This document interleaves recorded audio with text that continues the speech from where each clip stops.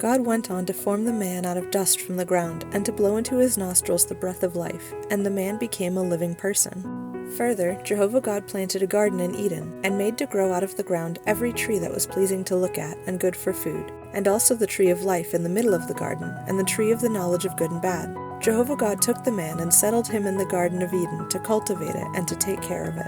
God began bringing the animals to the man to see what he would call each one, and whatever the man would call each living creature, that became its name.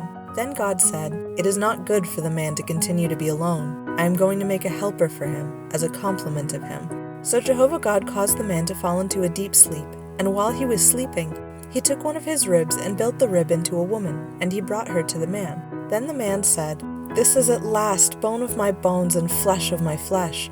This one will be called woman, because from man she was taken."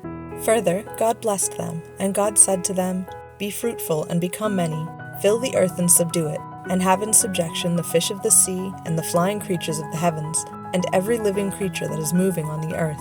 Jehovah God also gave this command, "From every tree of the garden you may eat to satisfaction, but as for the tree of the knowledge of good and bad, you must not eat from it, for in the day you eat from it you will certainly die." So to recap, their only responsibilities were to cultivate the earth, name the animals, fill the earth with children, expand the Garden of Eden, and accept God's rulership by not eating from the tree of the knowledge of good and bad.